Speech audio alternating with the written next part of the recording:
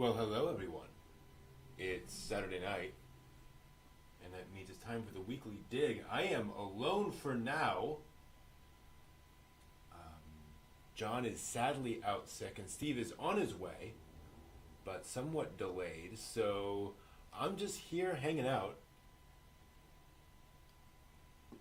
Here to talk about anime. Hopefully we'll have some folks hop in to talk and chat, because that is what we love to do, is talk and chat anime. It's been a while since I've been just alone streaming, which is a nice change. Obviously love streaming with John and Steve, but interesting to go back to where it all began, so to speak. So yeah, it's been an interesting week. I've been refocusing life-wise a little bit, trying to spend a little less time on the old internet, particularly YouTube, which is the great attention suck, as you all probably appreciate.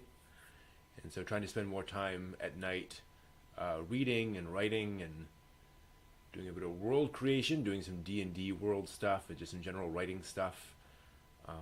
Trying to spend more time creatively making things, which is cool. I actually bought some watercolor pens, which arrived today, and discovered that they need watercolor paints. So that doesn't help very much. Hey, Steve. Hello. Welcome, welcome. I am just chatting with the Ether at the moment. Hello, the Ether. Exactly. Just went online. Thought I'd start vamping a little bit.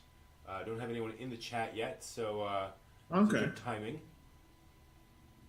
Nothing of great note so far. Let me see if I can get our. Let's see if we can walk into the cafe. Let's see if Okay. that works. See if the cafe is open. Is the cafe yeah. open? Please let the cafe be open. Look at that. I would The love. cafe's open. Hey, Yeah, all right. there we are. A little different than normal. So- Oh, and actually, that's weird. Why am I not? Oh, right. I need to switch over the camera thing. Is that doable? I don't know if it is.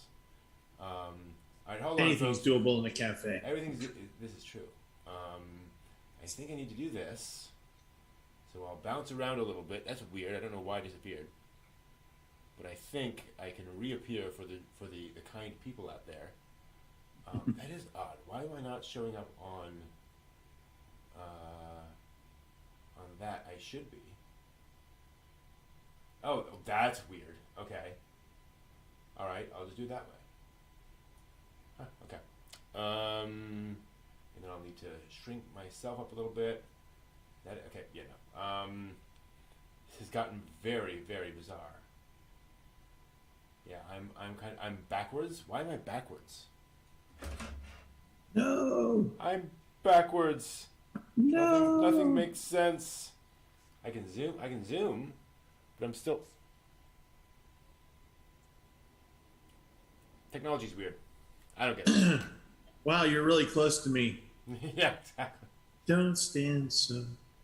Don't stand so. Okay, so we're going to move that there, and then I'll be sort of picture in picture there. Let's transition there. Okay, that's a little better. Still a little odd, but we'll make it work. Oh, There we are. overlaid. Yeah, weird overlay, but whatever. Yeah, for some reason I'm sure it's technology. Seriously, I see like my big circle face Yeah. is like almost totally eclipsing you. Oh, weird. In See, the for cafe, me, yeah. I'm actually like in the correct place. I'm just like flipped horizontally. So yeah, Wow. Zoom's being okay. Hold on, everyone. We're going to. It wouldn't be bounce it Saturday out. night if we didn't. Exactly. We're going to re-immerse into the cafe. We'll try that. Okay. There we go. That's back to normal. Okay, that was just. Yeah, that was just. Certain level of oddness Yeah, there. just Zoom being weird, you know. There we are. I think we'll make that work. Cool. Anyway, how's your week been, Steve? It has been busy. Of course, I just got back from work, and the snowstorm was the snow cyclone actually hit where I work, pretty hard. Oh wow. And so that meant that everyone was just like, "Oh my God, the world is ending. What do I do? Get drunk." So they came to my place and just bought a whole bunch of booze and said, "We should be able to make it." I'm like going, "Yeah, because there's no accumulation on the roads, but yeah, definitely. Yeah. Buy more gin, buy more scotch, wine, beer." But no, it's been a week. I'm not gonna lie. I had a really great time at OnCon, and I kind of wish it was. If we could do that 24/7, that'd just be our jobs. Okay. That I'd be in on that. Yeah. Yeah. I hear that. Yeah. No, OnCon's always fun. And more to come on next OnCon. I might have some surprises in store. We'll see. Ooh. Yeah. Exciting. But yeah, I've been trying to get into a rhythm where we try to kind of get set up and ideas going, and then so we kind of wait a month between on-cons before the official announcement of the next on-con, so we have some more details there. Sure. And then so hopefully in a couple of weeks we'll be able to announce next on-con and get a firm date and get all that stuff nailed down. So it's exciting. Yeah. So I've had. I was telling the folks. I was telling the empty chat room. I had. It's been a quiet week for me. I've actually been trying to get away from the YouTube at night. It is a life and time suck. It's a succubus. It's just it's the internet version of the succubus. Yeah. That's what it is. Exactly. Yeah. So I actually bought power cords, and I've been keeping my laptop and tablet under my bed, which I don't go into except like at night to sleep. Just I have my condo set up so that I can just kind of they're just not, it's out of sight, out of mind, right? Gotcha. So we'll see how that works. It's helping until you get into your bedroom. Then you're like, oh, that's just underneath that bed. Yeah, exactly. I need to watch rain falling. Yeah, exactly. Yeah, well, I've thankfully, in a way, I've kind of gotten to the point with a lot of the channels that I normally follow. I'm pretty much caught up. So obviously, you can always go back into the backlog, but it's not like, oh, there are 20 new videos for me to watch, this Saturday. So right. Not that stops me, of course. Let's scroll through. It's something bigly interesting. Yeah, tapping a vein. Yep, that's exactly what it is. So. Hopefully I can get away with that. I've been trying to get back into writing, so good. The new goal is 500 words a day. See if I can do that. I mean, it's 300 a day, so that's not too bad.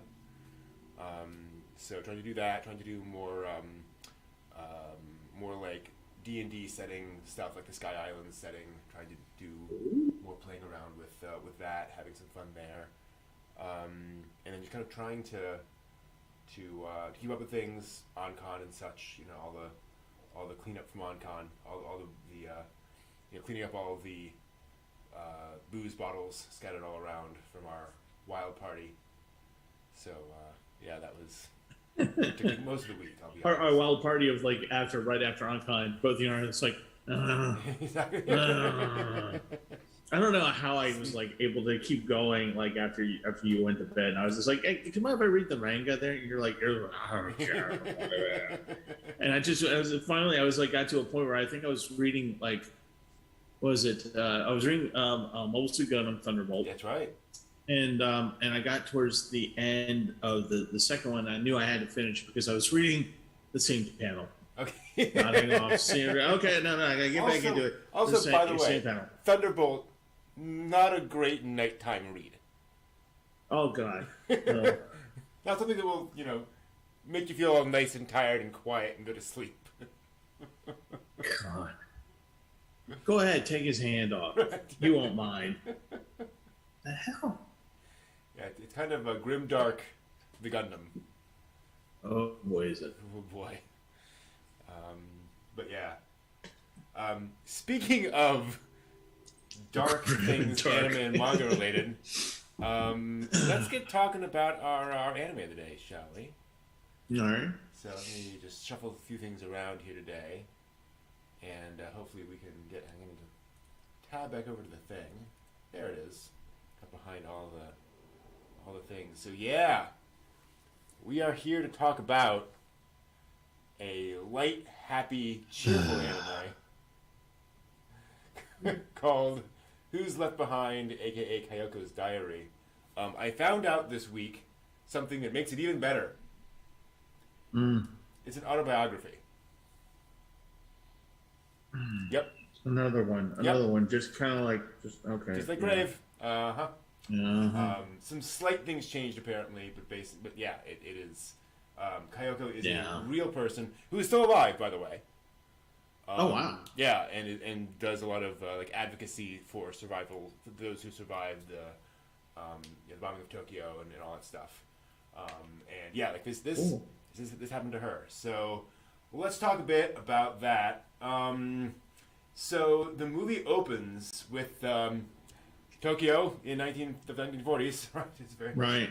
A thing. And I think very quickly you realize a couple of things about it. One is it's very understated. Mm-hmm. It's very quiet. It has this weird sort of Ghibli style, but not the Ghibli like high animation budget. Where like the actions are perfectly fine. There's just they're just not moving all the time. Right. And so it's just fine as it is, and it's really just a story of normal, average, daily life in Tokyo. And so you kind of spend the entire movie waiting for everyone to explode in bloody chunks, because what kind of movie this is. It's a World War II movie, like it's coming, kind of. So the movie starts, of course, and it says, it gives you the date. I'm like, oh, okay, this is going to be a movie about war, World War II, Tokyo, and I see this, and I'm like, okay, some things are going to happen. Yeah. And I'm like thinking to myself, going, okay, the things are going to happen later on, but we're actually getting kind of a nice, as you pointed out, a Ghibli-esque kind of just, move in, here we go. There's the happy thing that's happening with the kids, and people are doing, and they're living their lives, and it's kind of meandering at first, right? Absolutely, yeah. It's just kind of going through, and you're just like going, oh, and like you're like literally with bated breath, you're just like, oh, when's the bad thing going to happen? But it doesn't. Yeah. And it just kind of goes in that vein, and what it does wonderfully is that it immerses you into the life of this little ward in Tokyo, and you get the idea of the community and the how everyone's, I wouldn't say happy, but communal living where everyone is just kind of, doing the thing. Yeah. And then there was a moment when when they're doing the little game of the monk singing the monk song. Mm-hmm. By the way, folks, get used to nursery rhymes that teach you things in this movie. Yep. It's just like you'll come to realize that, oh yeah, that's how they learn things. So as they did the monk thing, and they're going in, the poking the kid in the head, and then I was just like, it all hit me. At one time, I was like, I've seen this before. I've seen the movie. I did not know that. I thought I had not seen this, and then all the memories came rushing in. It was that scene, right? That scene when actually it was like the mother comes in and does the thing, and I'm like, oh, it's this movie, and I'm just like, yeah, I'm like, oh god, and I was like hoping I was wrong, and but then it was the scene where she has the dream, with the little ghosts and stuff, and I remember going, yes, this is how I remember the movie, because when I watched it, it was on some channel somewhere, and I was like, oh, anime. And I'm thinking, wow, mecha, whatever. And I'm watching this thing, and I'm like, and by the end of it, I'm just like, not quite like Grave of the Fireflies, so like, but it was definitely like Danny Boy, the pipes are calling, kind of sad, And, but yeah, so at the very beginning, I was just like, oh God, it's this movie. Yep. But it's, it just does a wonderful job of just taking you through the thing, and it shows you the family. It does a wonderful job of introducing the family. Yeah. Although for the life of me, at first I couldn't remember, and I couldn't figure out what the father was doing. Right. Yeah. He's like, it's like doing the thing, and I'm like, oh yeah, that would have been a thing during that time. Yeah. Fishing poles. Yeah. Yeah. Yeah, it is very much. It's kind of like the scenes in Grave of the Fireflies where they're hanging out at their aunt's house, Right. for the Yeah. whole movie. And I don't, I'm not complaining. It is very much, like you say, just kind of domestic, urban Tokyo life for much of it. And I would say that's one of the film's sort of defining attributes, is that it kind of, to your point, kind of meanders through their lives. I got used to it, but I'm so used to that Ghibli just kind of drive through the story. And the Right. shonen drive through the story. Okay, we got to go from this to this to this, and plot point to plot point. But this is much more just of it feels like a diary, right? Just very much, Right. just the moments in time. A bit like In This Corner of Your World, actually. Yeah. Although this being about a little girl, it's more, even more kind of fragmented. Yeah, and you just kind of go through their life. You have the whole subplot with her learning the koto. Yeah. And this is actually, I think, a really good example of the movie, because the whole point is her grandmother is like, Kayoko isn't very pretty. She needs a man eventually, so she needs to learn some kind of skill. So she takes her to learn the koto, and she's like 8, I think, at this point. Yeah. Really young. Really young.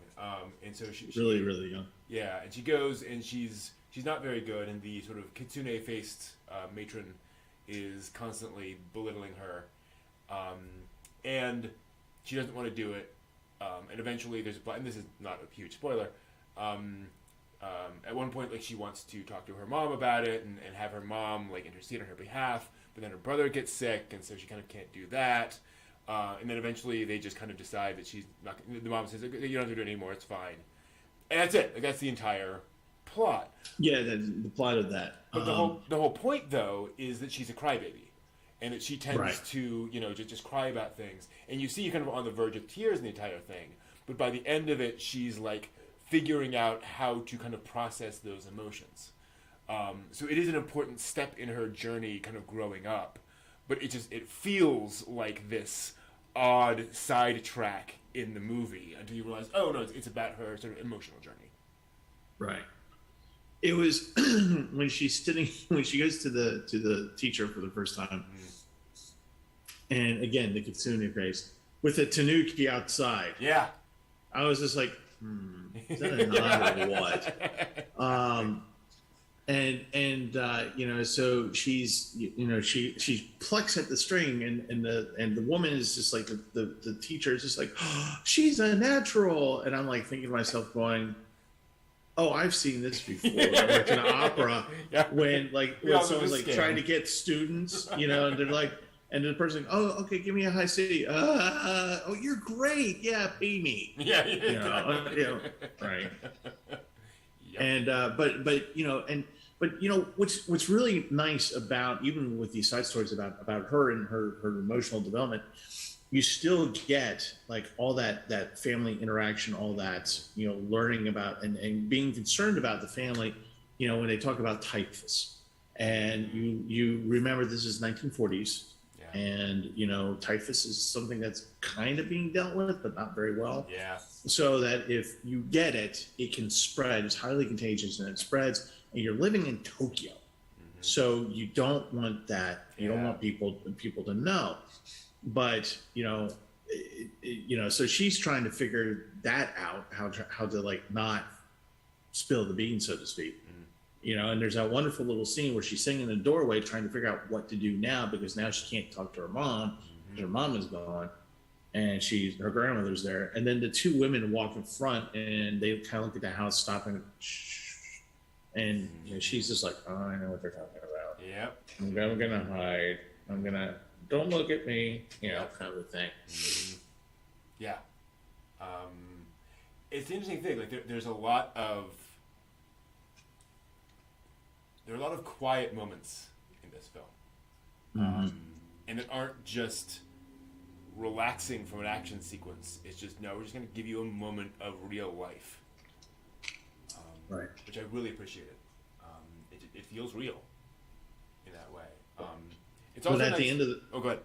I was gonna say, but it's talking about her emotional development when she's going from being a crybaby, and her brother comes home, right? Right. And he gets in trouble, right? Yeah.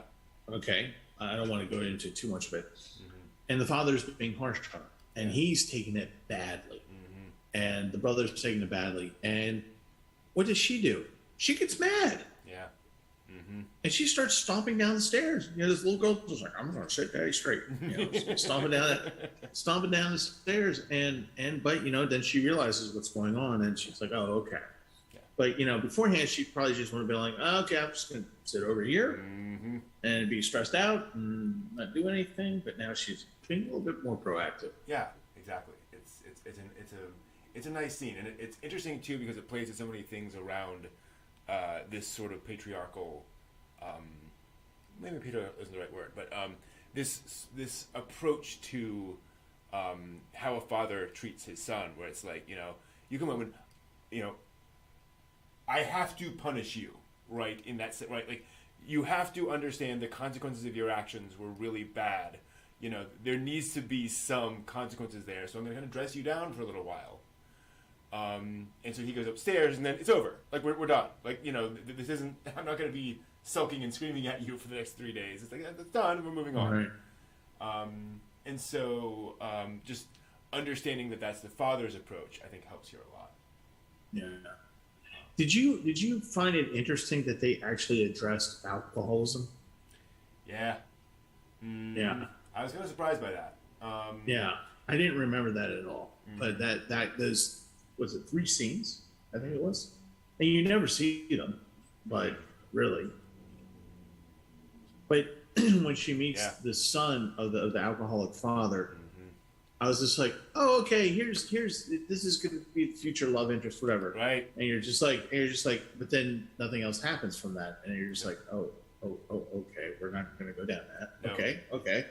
Yeah, no, it's very much no. Alcoholism exists and is part of the fabric of society. Right. That's it. It's like, oh, okay. Yeah. It's that kind of movie. Okay. Even the fact that like the father makes it a point of, I'll have some sake, and the mother's like, maybe not. He's like, yeah, maybe not. Right. It's like, is sake really good? And he was like, yeah, we're done now. Right, exactly. Yeah. Absolutely. And then we just kind of move through, and we get this this very touching scene, November 1940, of kind of the parade through the streets, and her explanation of it was patriotism, right? We were at war with all these things, and this was the right thing to do, and so we were all celebrating the soldiers and all that kind of stuff, and for an 8-year-old girl, this was just part of the fabric of society. No one questioned it. Well, this is where I give the movie kudos in their treatment of Japanese being pro-war. Yeah. Like the characters being pro-war. And you finally understand that, this is not yes, war is bad kind of movie, but it's also, for obvious reasons, but this isn't like, the Japanese are evil people because they wanted to war with everybody.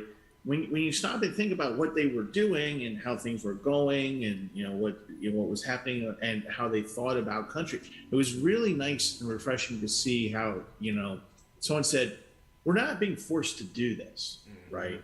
We're not, nobody's being, no one literally has a gun to their head at this point. We all were just very proud, proud of our country. Yep. This is what we really thought we were just gonna win the war and that be done and over with, and that's going to be a thing." Yeah. And then you get that fateful statement towards the end of that where they're doing they're in the parade and the lights and everything, and she goes, "And that was the demise of our family." I was like, no, don't say that. Yeah. There's a great line in here. I believed as I was taught and followed the parade of lanterns. Yes. And boy, if that doesn't summarize, what was going on. Right. Okay, sure. This seems reasonable. Well, But when you stop and think about it, that's how an 8-year-old is going to do it. Exactly. An 8-year-old's not going to be like, think about, well, the politics of the war is that, no, you're 8, it's the pretty lanterns and everyone's happy and having a good time. Yep, totally. And then you have, I shouldn't laugh, but the whole thing. It was cute when she's wearing the kimono and slams into the door and falls down and she's about to cry and she kind of holds it in and gets the red face and everyone starts to laugh. Very Ghibli-esque kind of a moment. Yes. And a weird just sort of thing. And off she goes to school for the first time. I loved this because it showed a lot of girls in kimono. There's a smattering of like schoolgirl uniforms, but it's like it's not universal yet. No, like this is still very early, relatively speaking, in girls. Right. I'm also intrigued. She's going to first grade and she's 8 years old. Right.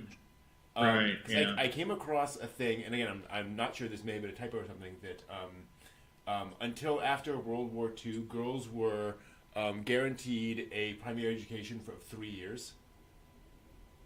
Huh. I don't know. Again, but it would be interesting to go back and see like what was primary education for girls at that period. Sure. Right. Yeah. But anyway, off she goes. And we get some lovely imagery of the kites in the sky. You're like, oh, there's an image. I know where we're gonna go with that image later on in the movie. And then and the mother gives birth, and again, it's like, okay, right.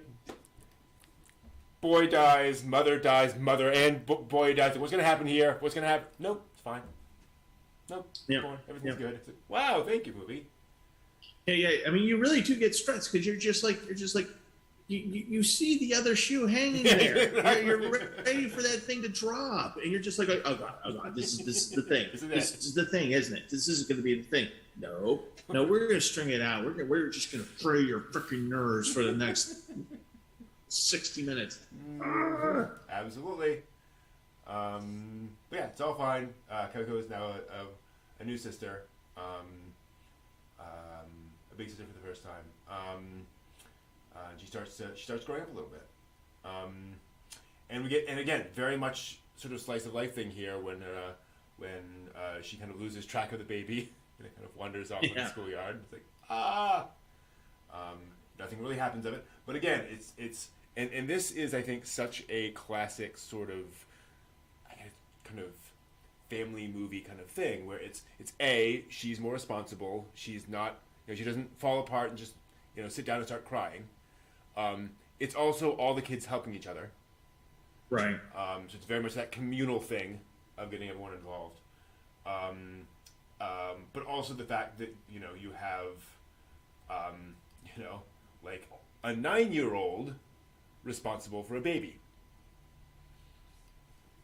Because that's the thing. There are things in this movie that I was just like, I'm glad I was watching this by myself, because I would have to stop the movie every 10 seconds and be like, okay, for those of you watching with me, this was a thing and this is what happened, and and I have to explain it all the time, but that was a thing because it is a different type of society. This wasn't, that's not unusual per se. Exactly. Although myself, if I had a child, I would not. Knowing myself, if my genetics had passed on to someone else, I'd be like, God, you would be so irresponsible. You're never going to take care of another child as long as before you're 10. Come on now. Yeah. But yeah, no, very much a thing. Like, it's just reality. And just because this was wartime, like this is just a thing. What was I reading? It's a really good book.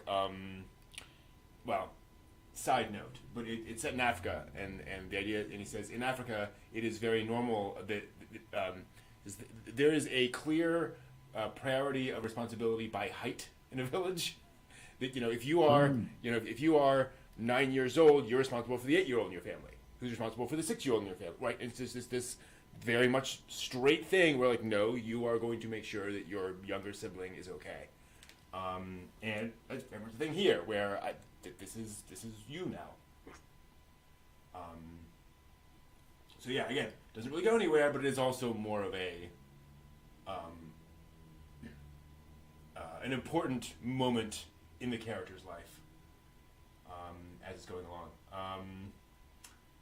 Let's see here, and then and then we jump to December 8th, 1941. We're like, oh, good, things are about to go well. I saw that date and I was just like going, okay, we gotta do the time, the thing. Yeah, and I'm like, yeah, the day after a date with Lynn. Actually, the same day as the day with Lynn. Same day, yeah. right? And in she comes, and they hear the radio broadcast, and they realize they're at war. And again, to your point, it's like, cool, this will go well. Everyone's like, sure, no problem, we'll beat the Americans, no big deal. We're the land of the rising sun. We have Germany and Italy on our side. Awesome. No one really questions it. Like, obviously, the adults are like, maybe not quite that easy. Right. But there's no, big deal about it. And we get the bonsais and the bonsais and the bonsais. I did really appreciate this scene where the kids are rolling the metal rim. Yeah. Very classic child's toy, and they come upon the scrap collectors who are like, you boys aren't using this, right? And the phrasing of that, where obviously it is a toy they are using, like you can tell that, but also essentially they're saying, you boys aren't gonna mind donating this for the war effort, right? We're gonna take this, okay? Right, because you guys are really patriotic boys, and you're not gonna miss this, right? Exactly. Yep. Right. Mm-hmm. But it sets up the scene, that great scene where they're going through the house. Yeah. And they're going through all the items, and they're just like they're behind it. They're here we go. Mm-hmm. We must sacrifice to make sure that we win. Yep. Mm-hmm. All these things will go to make cannons and bombs. And they're happy about it. Yeah, and which is kind of weird when you stop and think about it. And to be clear, this is happening in England, right? This is happening in Germany. This is happening in Europe, like everywhere. And here, absolutely, right? Like this was pretty universal. But yeah, it is such a foreign concept to us now of doing this. This is so strange. And then of course getting rid of the little Cupid doll is so sad. Plus the fact that the Cupid doll is such a classic Western, toy. Just the symbolism of that is so interesting. And just seeing her use it, and again obviously the symbol of childhood lost. That all those toys are going away now to make bombs, basically. And then they find out that uncle has passed away, which again was sort of I think we were all kind of waiting for that. She plays a harmonica, lovely scene. And then, we find out that the kids are going to start getting sent away to to rural areas, which again happened in England. This is a standard practice. But what was interesting to me so much about this too is, the teacher says this. We cut to the reactions of the kids, and they're all just kind of sitting there. Like some are a little concerned, some are unhappy, but like no one's crying, no one's shocked. It's just like, okay, yeah, this day has come. And they have the discussion. Oh, where are you going to go? Where are you going to go? I don't know. And we'll see what happens. And to them, to the ones that are not concerned, it seems like a little bit of an adventure. Yep. And this is what's great about this movie is they these little tiny touches here and there. They're building it, and you're just like, oh God, she's going to be separated from her family to be safe, which is the whole point. Yep. And that's when you start going, oh God. Yeah. Something's going to happen on one side of this or the other. And so she has your little going away party, which is so sad. Yeah. It's so poignant. And again, to that point, that interesting little element of she starts singing the song that is technically from America or about America. So everyone's like, is this unpatriotic? Like, is it okay for us to sing this? Like, should we not do this? And the mood falters, and then the mom takes over. Like, come on, it's fine. Yeah. It's like, thank you, Mom. Appreciate that. The secret police is not going to shove you into a labor camp at age 8. Exactly. Come on, no. All's well for now. For now, yes. By the way, folks, that's a key phrase. For now. Exactly. And off she goes, and then she just she puts on the Sata's thing from Grave of the Fireflies, basically. Right. Oh no! Did you have to? Yeah. Come on! Don't do that, please. You just might. Okay, got it.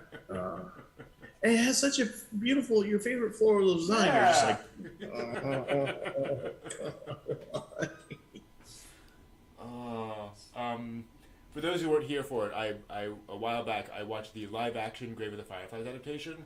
That's a trip. Jesus. And they somehow it was one of those things where it was hard to watch, period.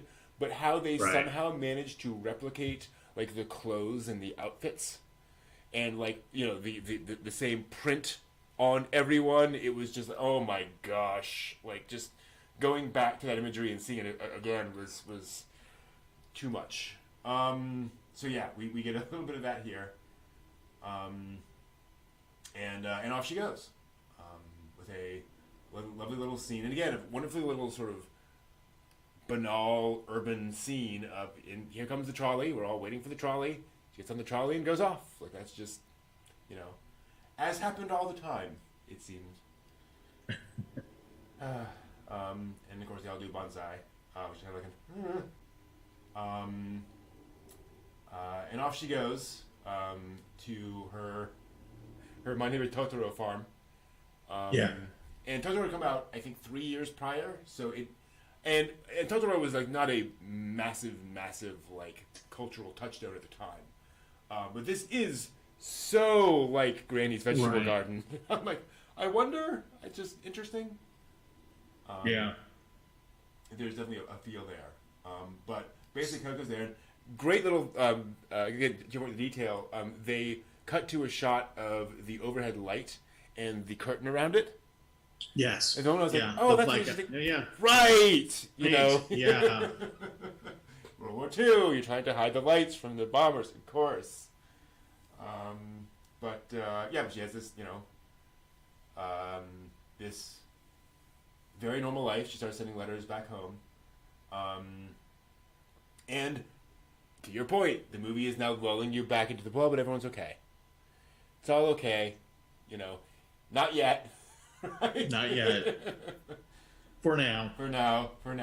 And they're just doing that thing. You have that rather tragic moment of all the little kids with the baskets on their back, bringing the vegetables in. We realize, okay, like, not a lot of people left, clearly, to do the farm work. That's a little worrying. And so then she gets a letter, and then the fighter comes in and shoots along the street. And boy, did they do a really good job with this scene, because it's terrifying. You clearly see her like dive off the road while the shots go along the road, so she's safe. But at the same time, like, she lays there still for a long time, which you're like, good, you should do that, but also, are you okay? Right. Like you're almost pawing at the screen, like wanting to wrestle her, like going, Exactly. You're okay, right, you're okay, right. And she gets up, little blood on her head, and then she gets up and looks around and sees the what is it? You see sort of like a leg sticking out in the pool of blood. His hand, Yeah. and the blood is like seeping out, and and then she just kind of goes, "Yeah, we're shutting down." Yeah.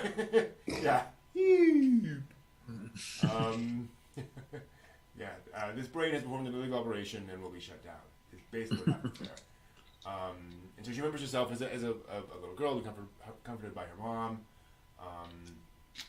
Very familial scene there, very nice scene. And she wakes up with having had a dream, kind of nightmare, about losing her family. Yeah. Huh. Interesting, isn't it? Yeah, we'll call it that. Yeah. Yeah. And then, and again, she wakes up. Yep. And here's, 1945, March 9th, in the middle of the night, is the title card. And you're like, oh, why are we so specific here? What exactly is going on? And there's another raid. They're going over, and the planes are flying towards Tokyo. And this is a couple of months before Doolittle's raid, I think. Is that right? Yeah. I remember looking it up. So this is, what was that? March 9th. Well, Doolittle was, I think, April, June, something like that. So. It was before Doolittle's raid, either way. So in other words, this was not the big firebombing of Tokyo. Right. Which is a prelude to all of that. Jeez. And they can see. Well, and before the raid happens, she's excited because her dad's supposed to pick her up, and you see the calendar, and they're both just like the aunt and she are dressed up, and they're like, oh yeah, you're supposed to go. Okay, we better get going now. And I'm like, I'm like, wow, they're so calm about it. And so it's like, and then you can stop and realize, oh, this is just a matter of fact of life at this point, where periodically this is something that happened. So you feel like they feel like they have like a moment's worth of chit chat before they go, okay, we need to go up the mountain so we don't get bombed. And I'm like thinking to myself, going, if I was the aunt, I'd be like, no, come on. I got the aunt to grab you over my shoulder and run. Well, I think it was in this corner of the world where they said the hardest thing was when it became routine. Yeah. Because it was just mundane. It was just a thing you went and you did, and the urgency did kind of wane over time. Even though you did know, you could hear the planes, you knew what it was, but it was just, it's Tuesday, time to go to, right? It's just, right. That is weird. But yeah, and so, and then they see that, and you get, again, this very sort of Ghibli-esque moment of the girl, of Kayoko, standing there, full face, looking in, sort of looking concerned, and then the hood blows back. Obviously very symbolic, again, sort of loss of childhood kind of a thing. The protectiveness has been blown away, and just that full frame image of her for a few seconds is definitely very, very powerful, very moving. And then she just prays. And this is the thing that the real life Kayoko and those who came in later. Doolittle's raid was 42, so yeah, it was even earlier. Sorry, thank you. Kayoko is a real person. If you came in late, Kayoko was a real. This is an autobiography of her life, and this is the thing that she says she distinctly remembers doing, is seeing that and just dropping to her knees and praying, saying, "Please God, just save my family." Oof. And she's trying to write the letter back home. What a scene of just like not even having the words. And of course, he shows up. And she looks out and sees her brother there, and I love the framing of this. When you just see him in the distance, that like he can't even bring himself to approach the house, and all of the perspective lines lead to him, where you're just your eyes kind of drawn magnetically to this young boy standing there, but just sort of looking defeated, and you know everything you need to know. Yeah. Oof. At this point, you're just like, can we just not now? Yeah. Credits, please. Right? Yeah, please. Yeah. But no, we have to have the confirmation, and she comes out, and they think, nope, they're all gone. And of course, she can't believe it. I love what her aunt does, where you see she's made the rice, she's made the tea, she sets the coals, and she gets up and she leaves. Right. Like, thank you. Give them what they need, and then give them space. And then I also really appreciated how he comes over and he says, listen closely because I'm only going to say this once. Right. Because he can only say it once. Yeah, telling the story of everything that happened, and you realize that that's, for him, this is not a thing he wants to relive or think about. Yeah. But it's yeah, and then like if it's not enough when they're all gone. That's what he's telling her, and you get the imagery, and they're all gone. All the brothers, mother, father, dead. And then he tells a story, the firebombing, and he relates how like he's angry because they locked the doors to the school. They can't get in. They're trying to find a shelter from the heat and the fire, and they're dying. Yeah. And the father sees like, Kitsubiro sees that hey, there's a window open. There's a window open.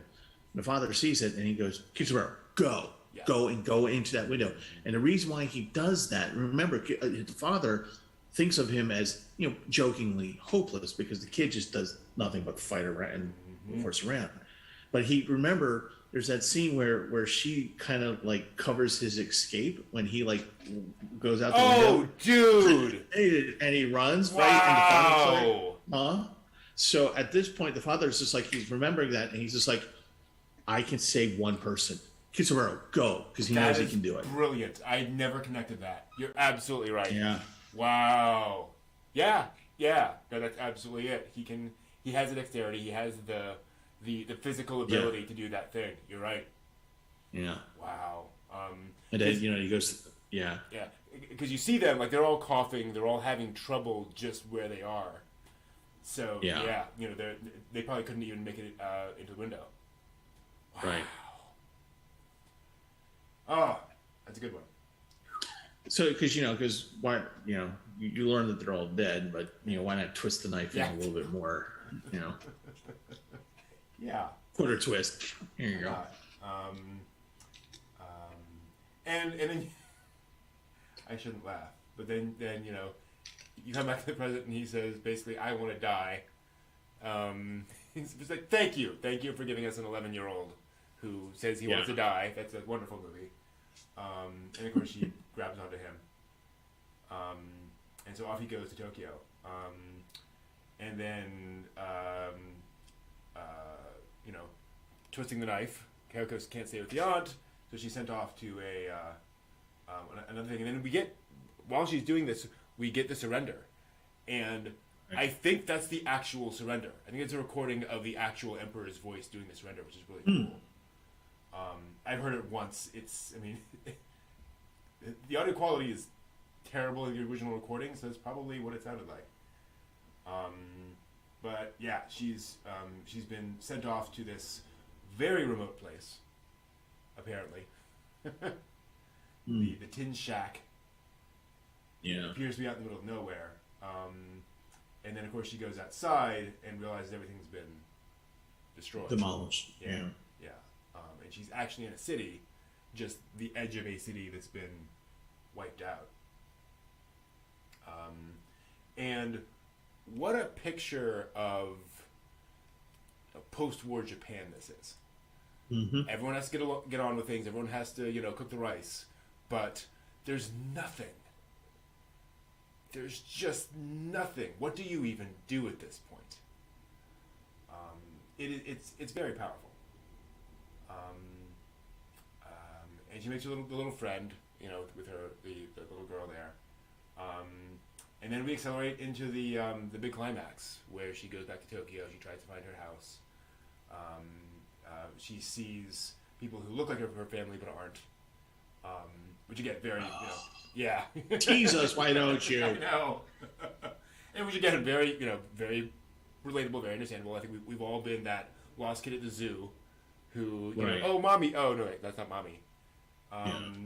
And I love this expression that I managed to freeze frame here, where it's the second family, and she stops and she's looking down and she's very focused, and you see that determination in her face of just, no, I'm not going to be that person.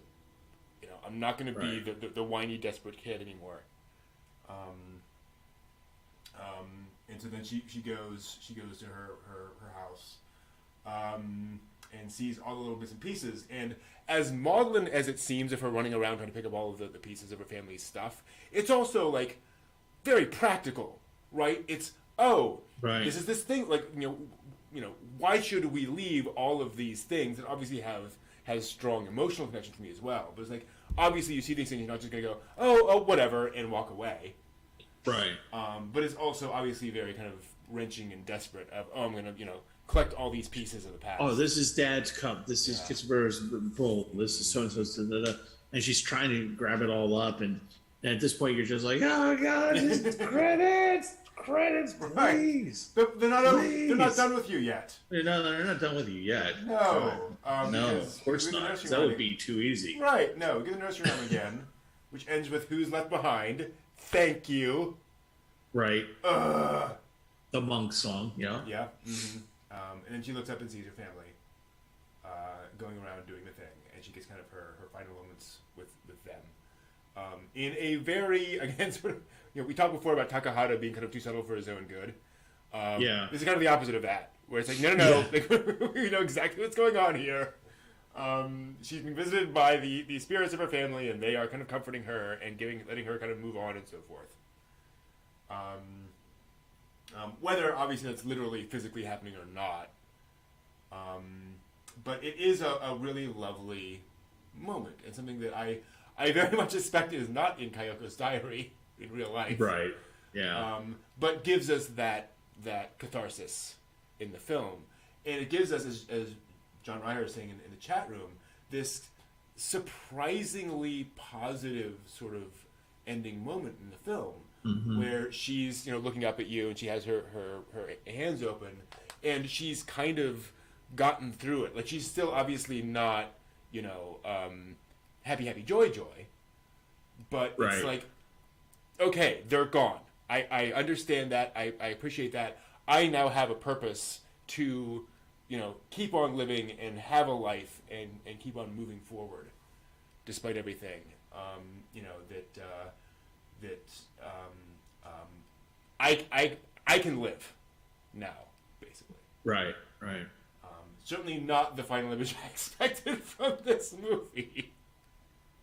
I half expected the way this was going, like going, okay, she's seen her family, they're running off in the distance, something falls on her. It's just like, I was totally waiting for us to like fade back in on her like curled up in a ditch somewhere. I was like, no.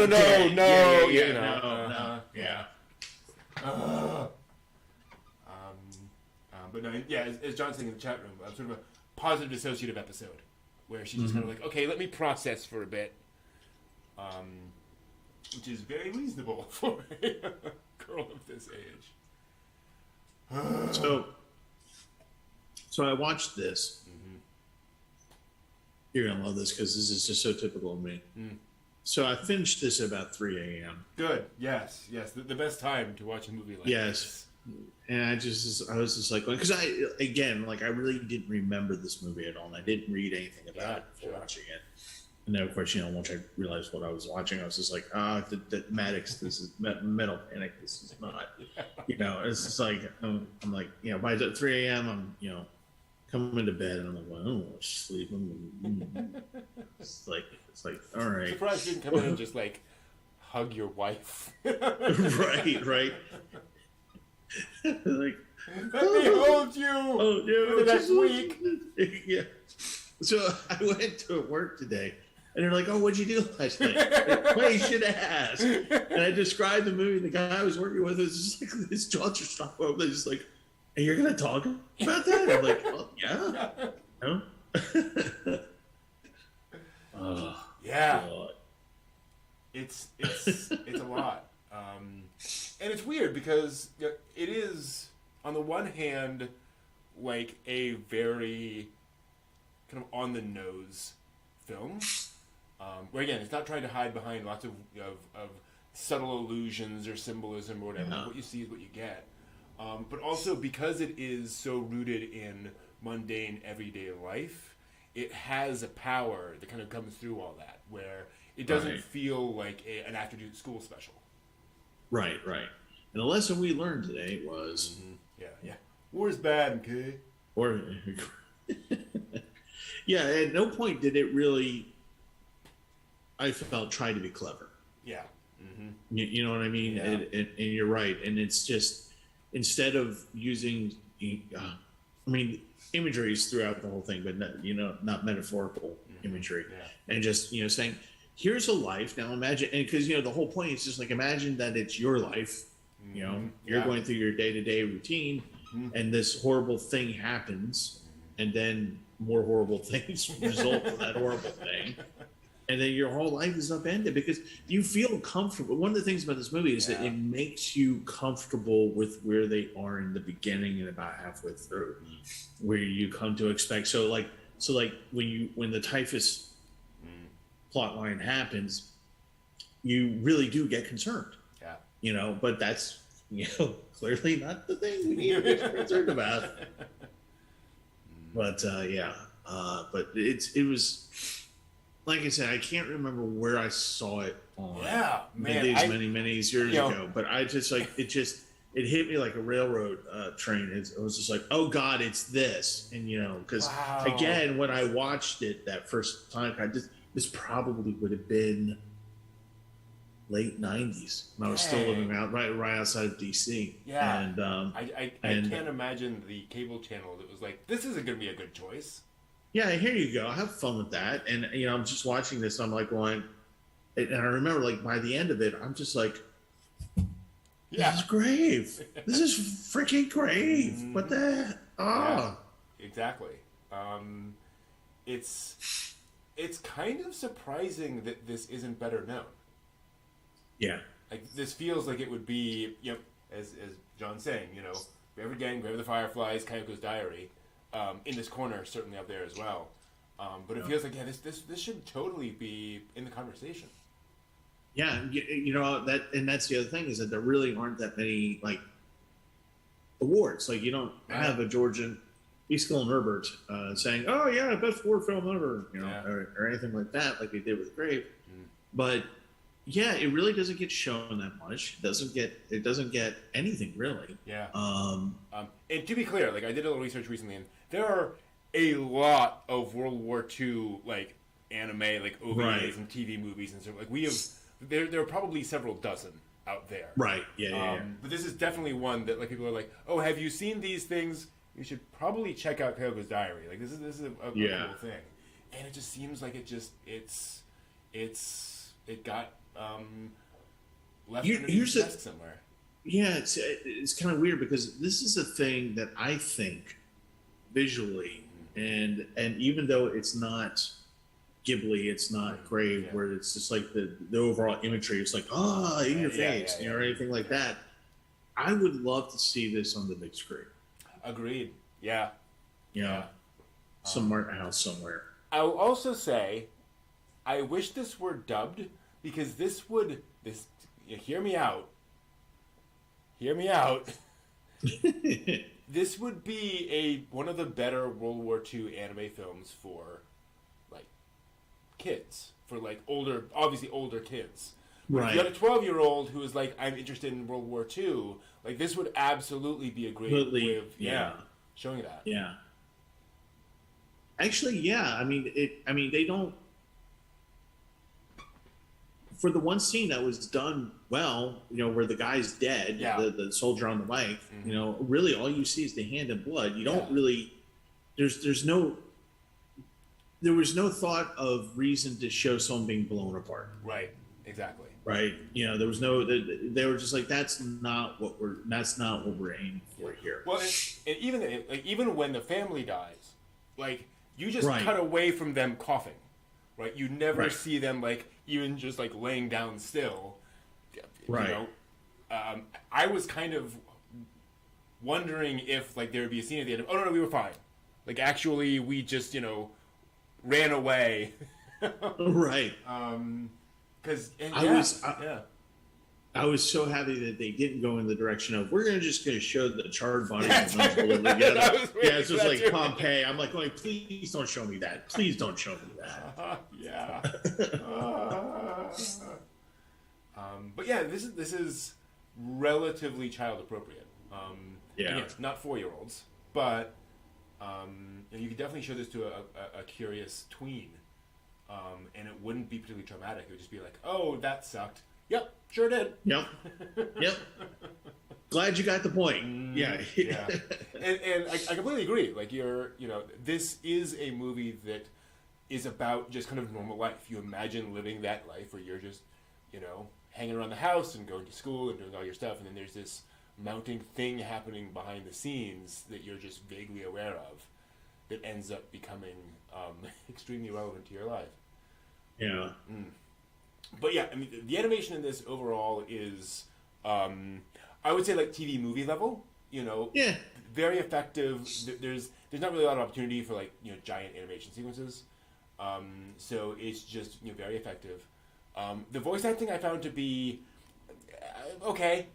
Kayoko's fine. The other kids are okay. They're not particularly remarkable. Father and mother are both fairly notable. The father's played a variety of roles I'm just not familiar with. Like, he's a major character like Gintama and Code Geass and things like that. Okay. Recurring characters and that. And the mother. Oh wait, he did the king, right? In Code Geass. I think so. I've not seen Code Geass, but the images I saw were of a king type character. So yeah. Probably. Cool. Yeah. And the mother's actually Maytel. Oh. Yeah, the voice of Maytel in Galaxy Express. So definitely a legend there. But pretty much everyone else is they've done 8 anime all around the same time, and then that's it. So yeah, perfectly effective. But again, you're not going to listen to a lot of these voice actors and go, "Oh my gosh, you're that person." Yeah, very effective. And also, I appreciate the fact that this movie does feel like it has a clear and strong beginning, middle, and end. It is very satisfying all the way through. Again, it feels more like snapshots of a life, but it doesn't have that kind of frustrating thing a lot of anime does, where it's like, okay, that we're technically kind of just stopping here. Right. This very much feels like the end of this story. But then also everything you see up to this point has very much been leading up to that, I think. That's really cool. Any other fun thoughts? Can you just, again, I know we talk about this from time to time, but can you just imagine being the storyboard artist for this? And going, okay, we're going to go to, what? Wait. I thought this was Disney. I thought we were going for Ghibli. What? Wait, no. Can't we just, oh, okay. What'd you do today, honey? I storyboarded the death of a family. Oh, did the father or the mother die? And the brothers and the little baby brother. What are you talking about? Everyone's dead. Past kimchi. Yeah. Everyone's dead. The director is also, this is sort of his portfolio, is making movies about World War II, anime about World War II. So he's done a few others like this. He adapted, I think, another story by Kayoko, and then a variety of others, which all look equally heavy, shall we say. Yeah. Well, one of the things that will draw you in, this just occurred to me, and I just remember this, is that how they do the beginning credits when you come in and they have the image and then they snapshot it and then it goes into that sepia tone of the photograph, and you're understanding that these are memories, and of course, 50 years ago this happened in my life. I'm like, I was like, at one point towards the end of the movie, I'm like, well, I'm glad she said that at the beginning, so we know she's not going to be dead. Exactly. And it was literally 50 years. This came out in 91, so it was literally 50 years ago. Man.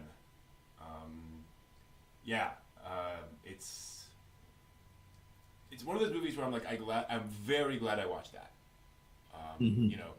Going into a World War II movie, you're always like, oh, is this going to be like what they were talking, what Okada was talking about, the Grave of the Fireflies, where so many folks were like, I've either seen it and never want to see it again, or I've never seen it and I never want to see it. Right. But this is not that. This very much feels like, okay, I went through a lot, but I would be happy to come back and revisit this film. Right. It's tough, but it doesn't feel like you're just being, taken through the ringer in every scene. Yeah, it's not like somebody standing over you with 2x4 slapping you with it in the face and going, "Feel sad yet? No, there's some more. Have some more. No, stop." Exactly. So, cool movie. Yes. Remarkable fun film. Cool. I think that will do it then. So we will be back in just a few minutes with some more recent anime news. See you in a moment.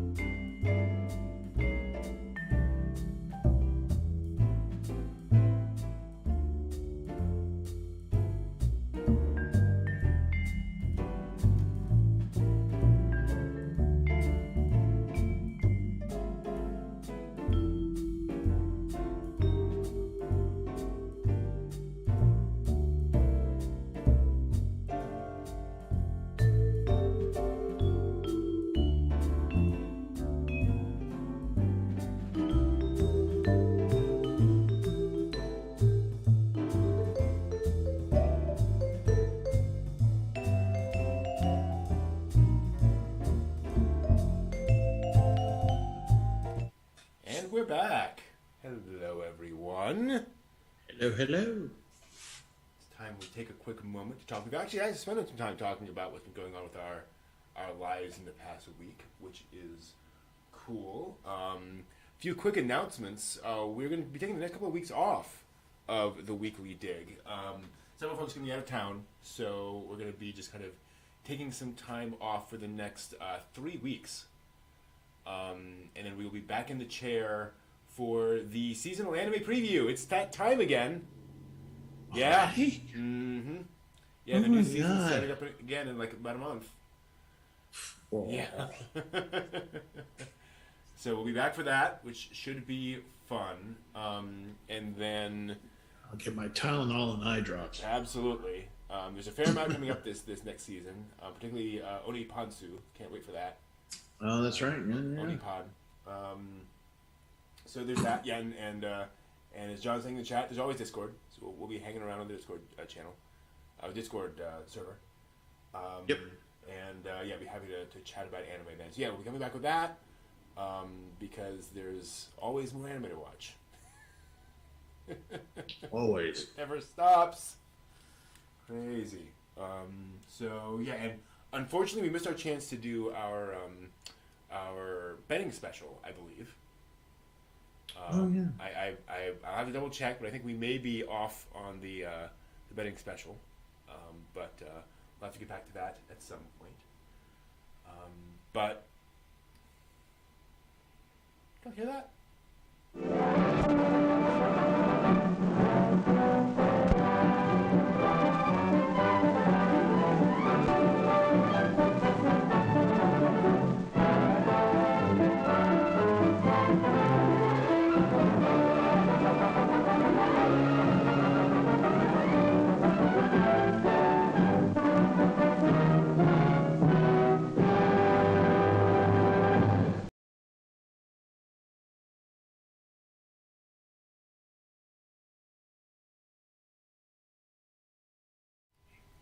Welcome back to the latest anime news for the week ending March 11th, 2022. And we're actually going to just stick here for the time being because there's no notable news this week, as it turns out. It's all just sort of random things that we're going to talk about this week.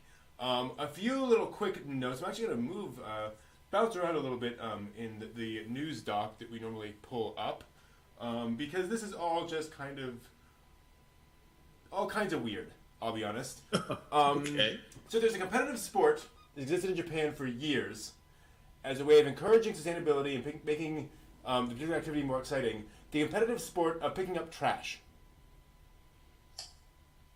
Apparently, Will they go to nationals? Exactly. Well, funny you should say that. The manga anime game education creation organization held a screening this week for a promotional anime called Sport Trash World Cup Exhibition Match. As part of the Sea and Japan project, Change for the Blue initiative to reduce marine waste in the anime story, Sports Trash, or Spogomi, is a popular sport comparable to soccer, if that were so in our real world. It will stream on a number of subscription-based and pay-per-view services in Japan starting in April. And it was hinted that the anime will have sequels with, quote, many different kinds of developments, end quote. Where do you go with sport trash pickup anime? What? Kotaro, we'll get 50 extra points if we get the squirrel fecal matter. Quick! I mean, first off, do you have rivals? Of course you have rivals. Of course you have rivals, yeah. Someone has got to break a leg at some point. Yeah. Got to have a sports injury. I guess you could also obviously go the popular shady organization who gets involved and maybe tries to sponsor you or something. Gosh, what else can you do? You have the longtime rival who joins your team. Yes. Or vice versa, someone who goes... And you need the garbage girl love interest. Exactly, yes.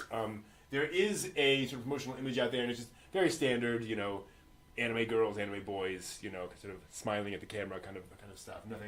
Nothing notable in that to make it clear what's going on. But Colin, well done.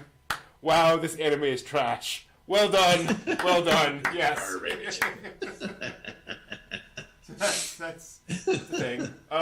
So I don't know, but I'm watching it. I'm curious to see how that goes. Why not? I hope they go suitably over the top with it. I hope Yes, they have to. What was that anime we saw last time, which was the sci-fi post-apocalyptic baseball anime? Yes. Oh, what was that? Yeah. But go that crazy, techno, please. Yes. It's all neon. Why is it all neon? I don't understand. Oh dear. Moving on to some anime adaptation news. Another Isekai is on its way. A web novel called One Turned Kill Sister in Another World. I started living in another world with my older sister. That's getting an anime, and from that title you can pretty much guess what it's all about. High school boy gets lost, finds himself in another world with no extra power or cheat abilities. Fortunately, his older sister's in the other world as well, and she has the strongest cheat ability there is, and a brother complex, because of course she does. But you know what? They were adopted, so it's okay. Absolutely. That's always how it works. I watched the first episode of a show like that a while ago, and they played it up for laughs so well that it was just funny. It wasn't isekai, but it was just like this. Right. This girl definitely like really loves her brother, and they it was just such a comedy that it played. So hopefully they take that turn where it's just it's just funny.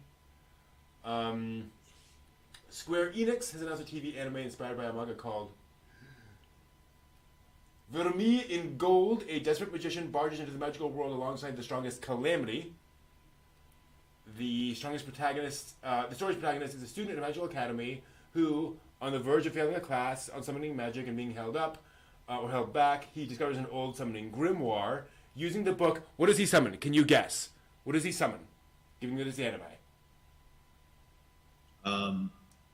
Pantsuit Demon Girl? There we go. Exactly. Sexy demon lady.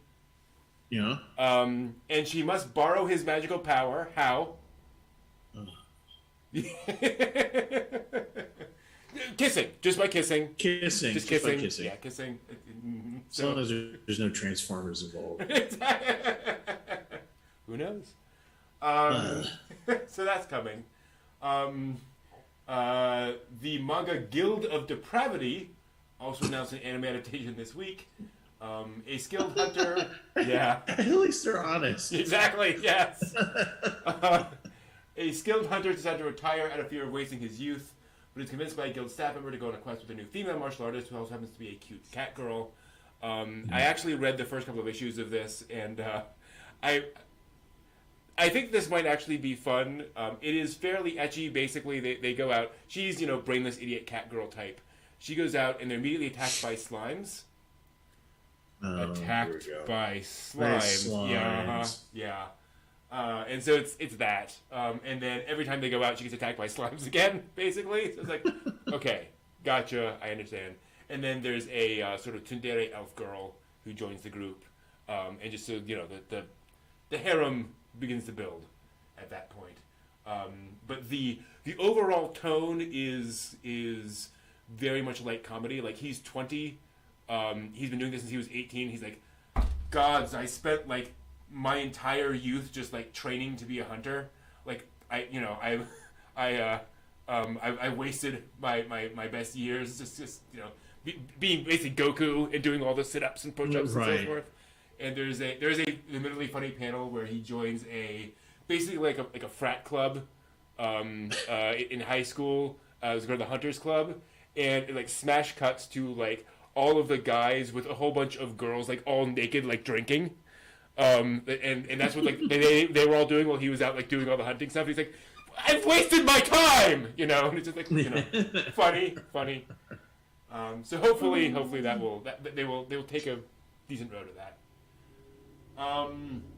Moving on to more wholesome things, G-Kids and Phantom Events are bringing 7 Studio Ghibli films back to the U.S. theaters for Ghibli Fest 2022.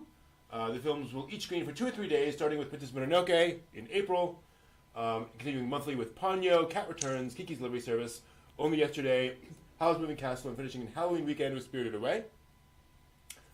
Tickets for all the showings are available on the Ghibli Fest website, and there will be subbed and dubbed versions and bonus content. Ooh. So let me ask you this. Of those, which would you be most excited to see in theaters? Mononoke, Ponyo, Cat Returns, Kiki's, Only Yesterday, Howl's, Spirited Away. For me, it's Spirited Away because it's been forever since I saw that it's been forever since I saw that period. I've not returned to that movie in a while, and I've never seen Ponyo. I don't. Okay, there we go. Spirited Away, for some reason, coming into my head, but I also like the idea of Howls. Mm-hmm. Yep. Yeah. Yeah. I mean, Mononoke is probably like objectively the right answer. Of all Right. those movies. Yeah. You will see a Mononoke. Yeah. I mean, there are few movies that are as theater like heavy, like you want to see in a theater as much as Mononoke. But yeah, I mean, Howls is such an experience. Like that would be a great thing in a theater. Completely agree. You know what I would love to see in the theater? Satoshi Kon's Opus. I'm almost done. I don't even know how you'd make that into a movie. That's my point. I'm like, I would love to see that, how they would do that. Mm-hmm. I do too.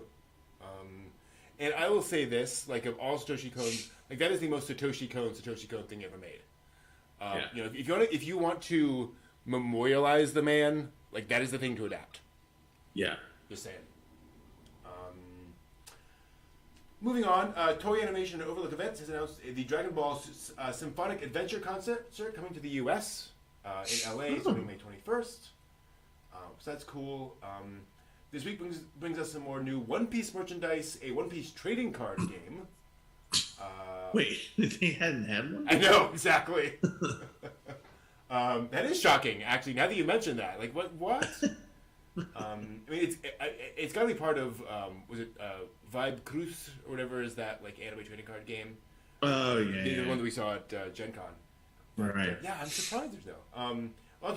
Launches in Japan in July, worldwide in English later this year, whatever that means. It'll have 4 starter decks, including one themed on of the characters in the anime film, which is kind of interesting. Let's see here. Disney Plus announced that Disney Nippon TV has formed a partnership for co-production and content sharing, where Disney Works will show up on Nippon TV and Nippon TV on Disney Plus. These include live-action series, variety shows, and anime, and we'll begin with a live-action adaptation of the Kindaichi Case Files, which is interesting. Nippon TV has aired Lupin the Third, Death Note, Hunter x Hunter, and many more, so there's a lot potentially that could show up on Disney Plus. It should also be noted, like, if it was polarized to Disney Plus, they're the ones that freaking licensed Doraemon and put it on Disney XD. So obviously, like, they're willing to license the more interesting stuff and throw it out there. Yeah. So cool. Kobayashi's Dragon Maid also trading card game as well. Does not surprise me. It should. The Charming Layback Camp announced a collaboration with Curry Meshi this week, which is a curry rice, like pot noodles, but it's curry rice, and so you just pour the water in.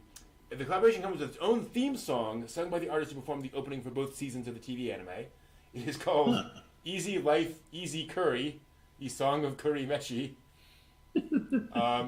Complete with a cute little video of Layback Camp protagonists in little sort of chibi forms, and the Curry Meshi mascot enjoying some curry while out on a camping trip. The problem is, these are live-action segments of somebody in like what looks like basically a giant lemon with like arms and legs. That is kind of their mascot. Like pulling out a tent and like setting up a tent and kind of struggling. So it's kind of funny just for that. It's interesting. The collab will also include 3 mini episodes of a special solo camping thing by with Curry Meshi-kun, which I can't wait to see, with narration by Ruin and Nadeshko. A Twitter campaign will give 30 lucky winners a compact grill bearing a print of the girls in their collab outfits. And finally, those who purchase 2 Curry Meshi products in participating stores can receive a placemat featuring the collaboration's special illustration. So, and John's gonna win it all. Absolutely, yes. Yes. I gotta say, the combat grill looks nice. Like it's basically an embossed print on the side of like Rin and Nadeshko. Just with holding up curry rice, but it's like it's classy. If you took it out, people would say, "Why are there 2 anime girls on your grill?" But like it's not a sticker glued on the side. Right. So that's cool, and hopefully there's more. I think this is one of those things where this is not a franchise that's going to get like a new season every 6 months, and so this just kind of keeps it going. Keeps people talking about it, keeps the money flowing in, so we can get season 3. Well, and the movie coming out soon. Last up, it might seem unlikely, but if any of you are planning, if you got a note to yourself to purchase any anime-themed NFTs in the future, just make sure they're not Naruto or Boruto franchises. This is the most 2022 news story I can think of. The official Boruto Twitter account posted notices this week in Japanese, Chinese, and English warning of unlicensed NFTs being sold using the Naruto and Boruto franchise names. Fans have... Here's the other interesting thing. Fans have apparently been inquiring about officially licensed NFTs for Naruto and Boruto. There is demand. Right. And the tweet makes it very clear that no license has been issued to authorize such products. Please watch out for false information. Or in other words, don't believe everything you read on the internet, especially regarding NFTs. Oh, God. Look, I got a Boruto and Naruto NFT. How much did you pay for it? My college savings. Let me do that. Oh. Well, also, like, who's buying NFTs saying, well, I bought the NFT, but I must ensure that it is officially licensed by the official license holders. Otherwise, I will not dirty my fingers with such things. And, come on. I think if you're buying an NFT, you know what you can. Look. If once we get into Legend of Overfiend NFTs, we know we're in trouble. This is true. Especially if they're unlicensed. Oh, how dare they? How dare they do that? I mean, they're going to be... Well, I'm not going to go there. Yeah, we're just going to stop. We're just gonna... yeah, but... hard stop. Speaking of hard. No, moving on. So, that's all the news for this week. Thank you for watching. We will see you all in a couple of weeks for more weird anime news. Yeah, weird anime news definitely fits this week. It does. Wow. Sport trash, anime, brocons, sexy demon ladies, and the Guild of Depravity. All in one. It sounds like an anime unto itself. It does, absolutely. Oh boy. I want. So here's what I want. I don't think you could do it. It's not 10 o'clock yet, but we're gonna go to it anyway. I want to see a full comedy anime about a guy who isekais into like into one of these like ridiculous like hentai scenarios. And like he's the best friend of the guy who is seducing all the girls, and he's just like, what? Like how? Why is she? Why? And then that. This makes no sense. Like, why would you? You said hi, and she like stripped off her clothes. Like, what's going on here? It just... How does this happen? How does this work? Which would be better than to be isekai'd into a world where it's just like, hey, I'm a girl. Wait, why are the tentacles? Yeah. No.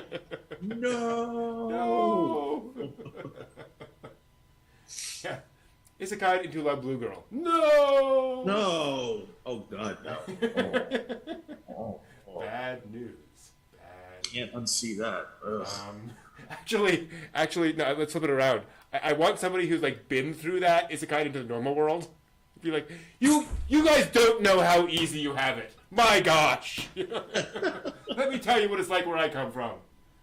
Can't go outside. Oh boy. Do you know what it's like to enjoy not being sore? Exactly. Oh dear. Yeah, what would be kind of the worst, or some of the worst, like, worlds to be isekai into? People often talk about, I want to be, where would you want to be isekai into? And I'm like, most anime worlds are actually pretty dangerous. Like, if you're not the protagonist, like, I would not want to be in Lotus, Right. Like, honest to God, if I were to be isekai, it would be like, freaking Eurocamp. Right, yeah. Right? I mean, you just... Yeah. No threat of death here. Mm-hmm. Yeah. Like or making clay pots. Right. Yeah. Yeah. I'm fine. Nothing's gonna try to kill me. Yeah. Star Blazer is not a particularly fun time for people, right? Like Yamato is not a fun world. No. Here's the worst isekai. Grave. True. Yeah. So here's the thing, though. Every anime you mentioned is set in the real world. Which just goes to show you, the world can be heaven, it can be hell. Oh boy. Tenchi Muyo. What's that? Tenchi Muyo is a good call. Because there's lots of adventure and weird stuff, and there is a non-zero chance that you are secretly like an alien space pirate savior of the world. Right. Commander D? No, not that world. No, not that world. Not that world at all. Yeah. Now and then here and there? No, never. Oh boy. Yeah, I don't know. Fantasy world? Talos. Talos. Nah. Except you have to wear the airport. Yeah, exactly. Yeah, Talos is pretty bad. As for best, yeah, Pokemon's pretty good. Pokemon's a pretty light adventure world. You're running around. You're, having fun with your friends, camping outside, but no one ever dies.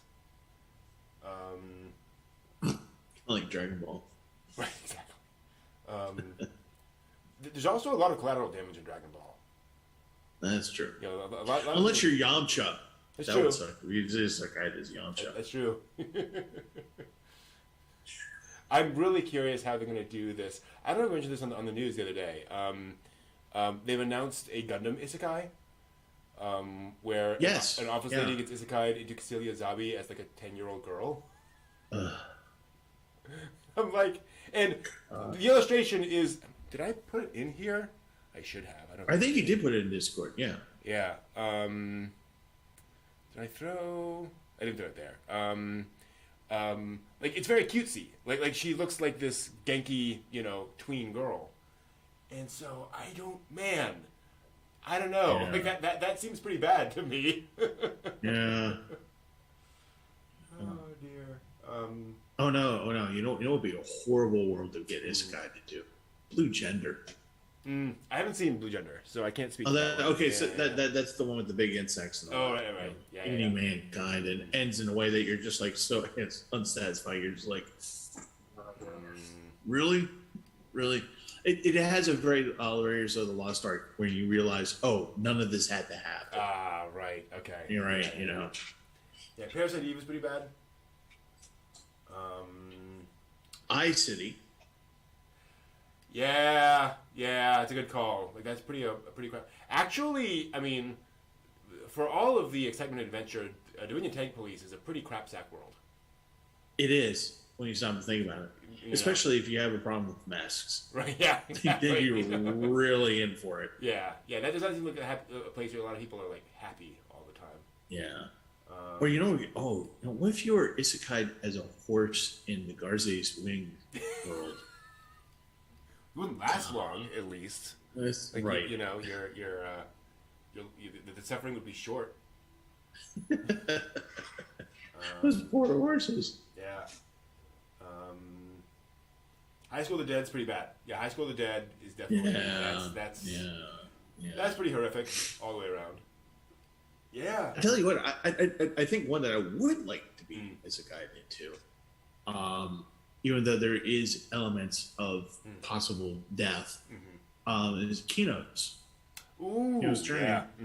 Yeah, there are plenty of peaceful, nice lands that Kino goes to. Yeah. Yeah, you must. But I think we all agree that we would love to be in the if possible, non-violent portion of Cowboy Bebop. We get to pilot the ship. Yeah. The Bebop universe is an interesting call too because it is such a varied thing where it's like there are totally places that are fine, and right. Obviously there are others. Aria, great call. Aria would be a good one. Oh yeah. But yeah, Masamune Shiro's worlds tend to be pretty dark and dank and unpleasant. Oshii in general as well. Avalon's not a particularly great world to live in. Maison Ikkoku. Oh, actually, we isekai back into 1984. Pat labor. Oh, I would love to. Okay, yeah. There we go. Yeah. There we go. It's just crime, right? Like there's plenty of crime. Like it's. And I already live in Baltimore. Yeah, exactly. But it's not like people are getting mugged every day. It's just there's different kinds of crime. Yeah, that'd be fine. Yeah. Yeah. Kino's Journey, as long as you keep your wits about you. Good point. Yes. Yeah, Aria would be extra comfy, totally. I think Aria kind of tops the list as to that's because here's the thing about Aria, and now I've seen very little of Aria, so I don't know what anything is like off Mars. But like, it's not just that is a nice place. Like, I would legit want to live there. Like, I would want to get my groceries, do all my normal stuff in that society. Right. Yeah. Yeah, it's one of those problems. There's so much. I'm looking at the manga wall. So much anime trades on conflict and thus dark bad things happening. It's like, Blam's not a great place to live. Quiet Country Cafe. Yeah. See, I wouldn't want to live there though because everyone's dying out. Like, there's no one around. Yeah. So, it would be nice and peaceful. It'd be a quieter Castronson. This is true. Yes. I'm trying to think what else. In terms of like. Wouldn't one do Trigun? Would you want to live in the Full Metal Alchemist universe? Oh, again, I've only seen a few episodes of FMA. But it does seem like a similar kind of thing where there's bucolic places you could totally live, and it wouldn't be a bad thing. That's true. Yeah, Quiet Country Cafe as long as you're an android. Yes. Good call. But yeah, like there's not a huge amount of like fantasy worlds that are yeah. Huh. Yeah. Anyway. Interesting thought. Yeah.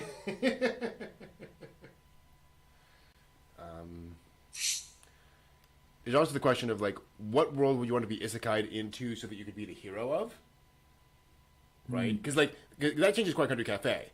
Because if you can be like the protagonist who's going through and saving the world and having a cute sidekick, whatever, like that'd be fun.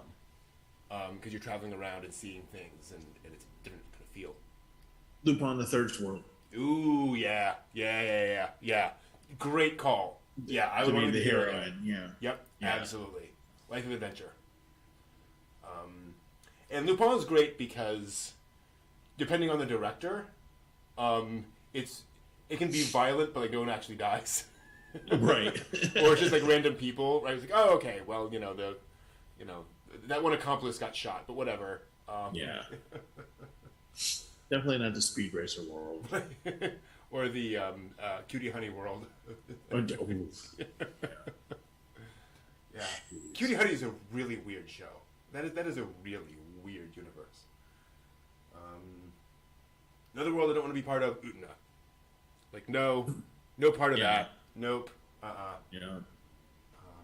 I wonder if Utena is actually happening. I wonder if Utena is like all in somebody's head. If it's all a dream. It's the was it the Death Dream? Yeah. Mm-hmm. Yeah. I've only ever gotten like 8 episodes into Utena, or like even less than that, because I'm always kind of overwhelmed by the symbolism. So if I ever get there, I'm gonna have to keep that in mind.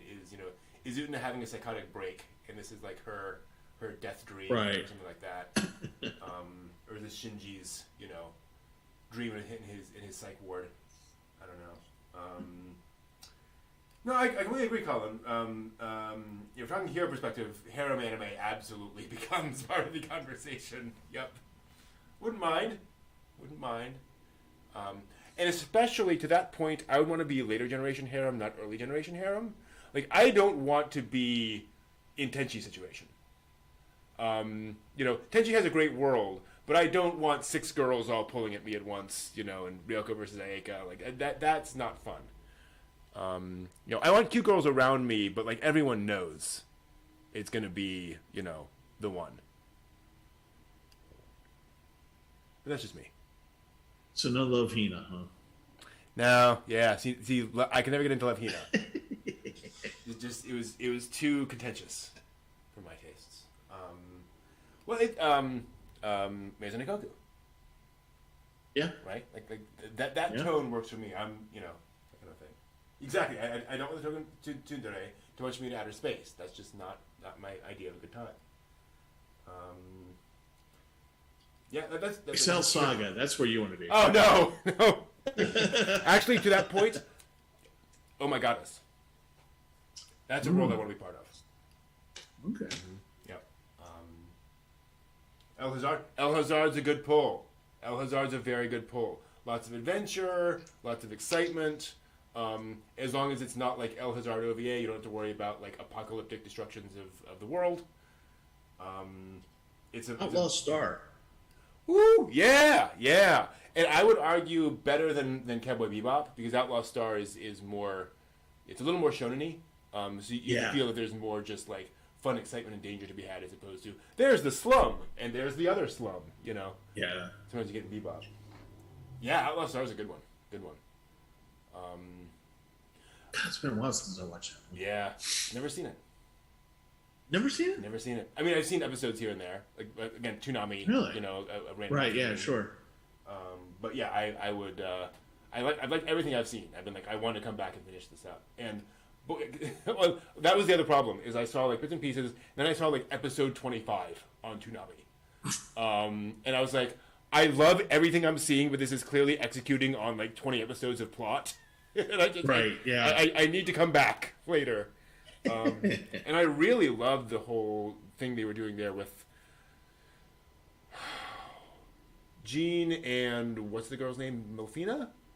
Yeah, Melfina. Melfina. And just like that unshakable, like, you know, no.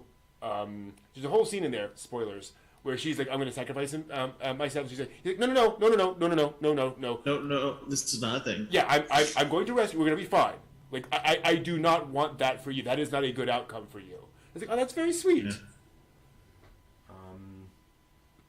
Slayers? Yeah, Slayers. No, Slayers. Yeah. Okay. Mm-hmm. Yeah. Again, violent but goofy. so, doesn't really worry about that. You know, for those of us, I just said us. I should have said for those of you, Bakano. Ooh. Protagonist. You can't die. Protagonist. Yeah. Protagonist, yes. Random character, no. No. Because it will just end badly for you. Exactly. You know, you're going to get your fingers chopped off or something. Yeah. But yeah, protagonist, and not Cheslaw. Right. Never going to forget that scene. So John brings up Chobits. Now here's the thing. To get into sort of more 10 o'clock territory, right? Like, I would certainly not mind being... So, the thing about Chobits, from what little I've seen, is everyone's very much, like, hanging off the main character. So, like, that I'd be more into. Where you got cute girls hanging around you, you know, who are clearly into you. Because it makes the implied next actions a lot less creepy than they are in other anime. Here's the part that everybody... Here's the one that everybody wants to be part of. Rosa Versailles.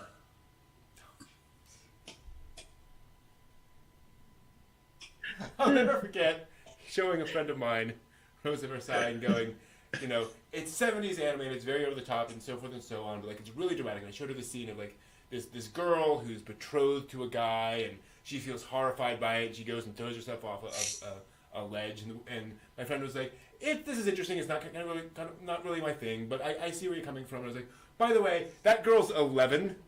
She's like, "Oh God!" Right. Yeah, it's that kind of a show.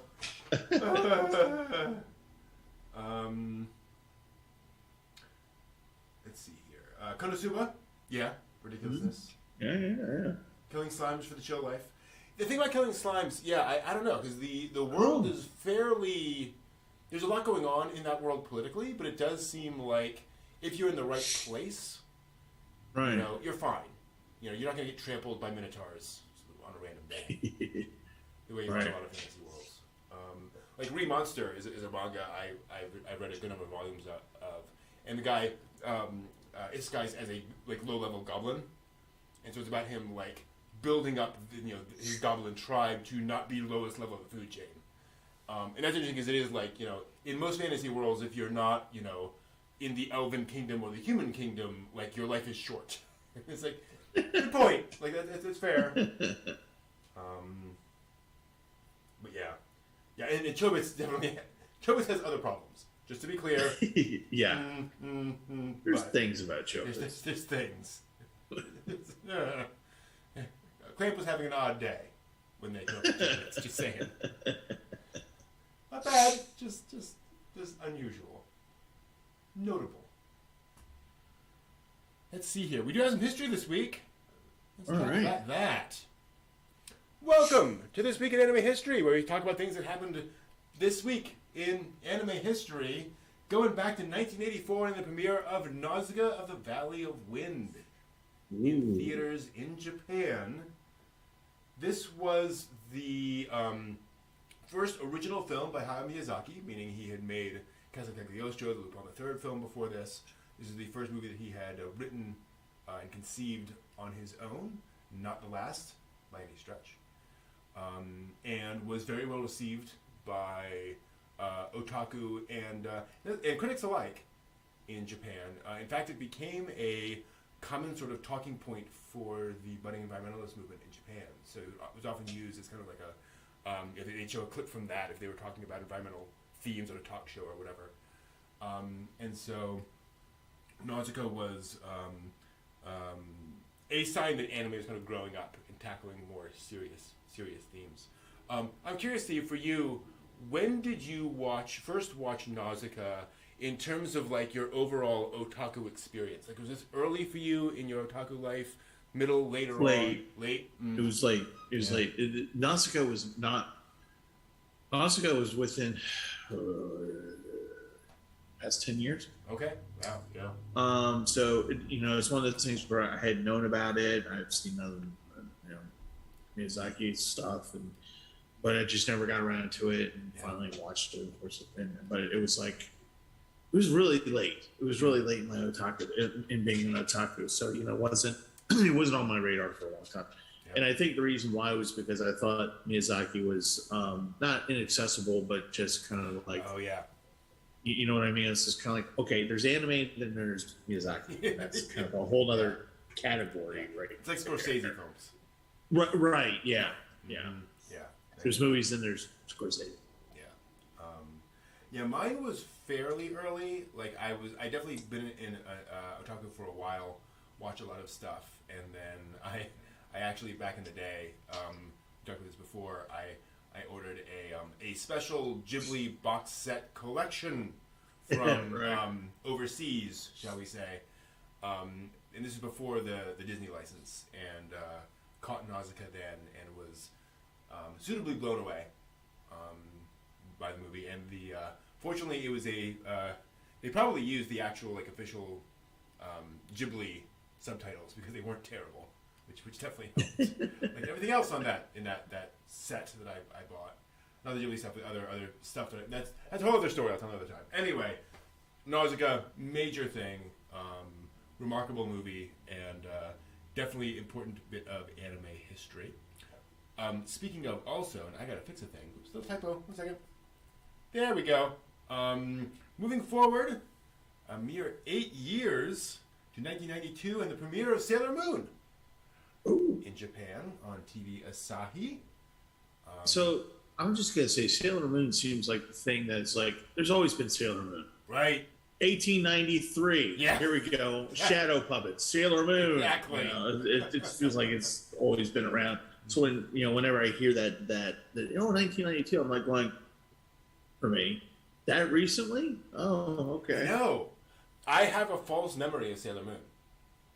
Oh, yeah? I remember being dragged by my mom to fabric stores as a kid, 10, 12 years old, and flipping through them and finding Sailor Moon costumes in there, in like McCall's or Butterworth.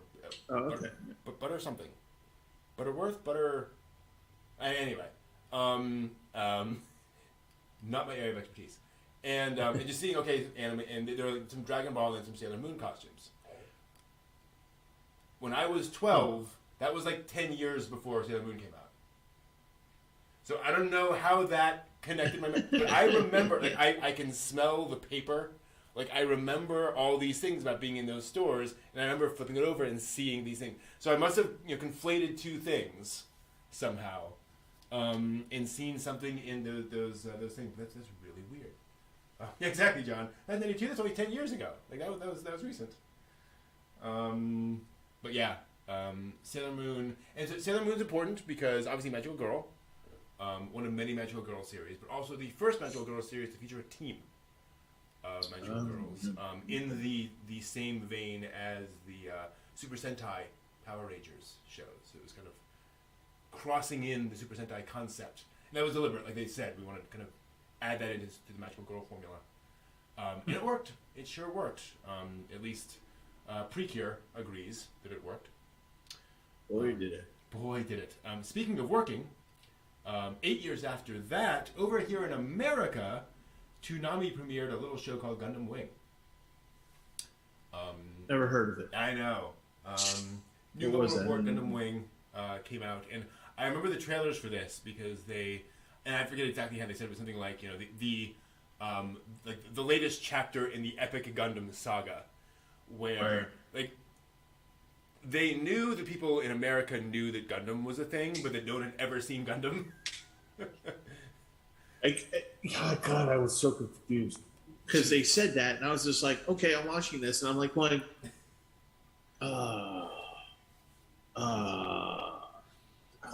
happened? Where's what? I no. Hey. The nice thing about Gundam Wing is you can just skip a few episodes and come in and you'll be fine. Right. Right? Yeah. You don't even need to follow anything. Yeah. It's cool. Gosh. Were we talking about this? Yeah. That, like, you know, you miss 2 episodes and it's like, well, that faction doesn't even exist anymore. And this person now has a mask on for some reason. It's like, what's going on?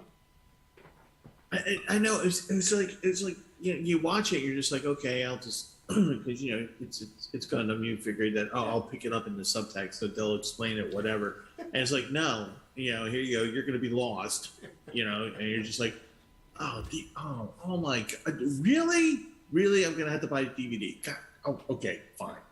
Right, yeah, fine. Which it did, thankfully. But yeah, I have very fond memories. A friend of mine and I got into Gundam Wing, and we would, so we'd watch the Midnight Run.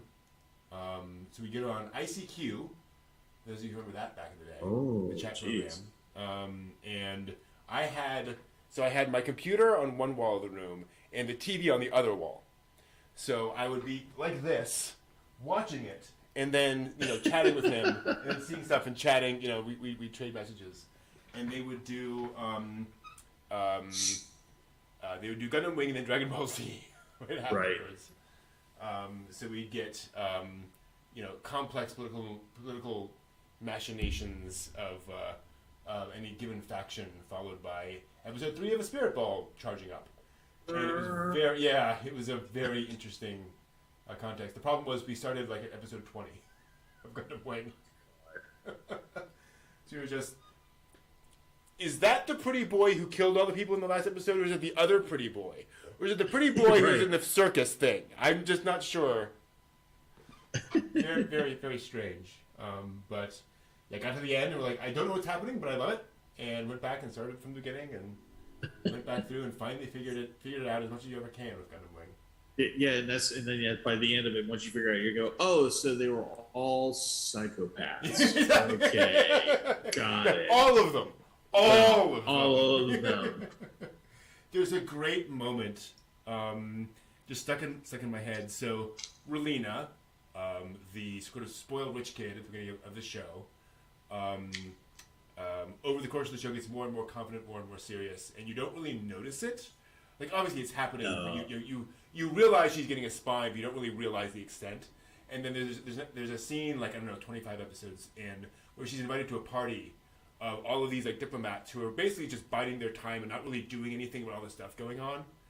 And she's just watching all of this pissed off, basically, that like no one is actually facing up to reality. And so she goes up, and I forget if she's actually supposed to make a speech or not, but she just does anyway, I'm not sure. And she goes up and she delivers this line where she says,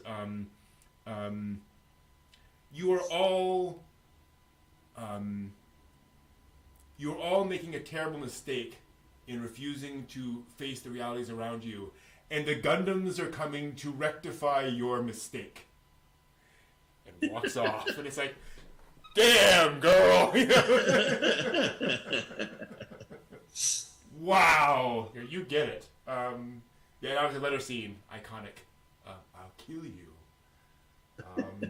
Boy, that is a show that does not rest on its laurels. No. And just keeps on doing stuff for you. So yeah, that is all the history for the week. A lot of history this week. Yeah.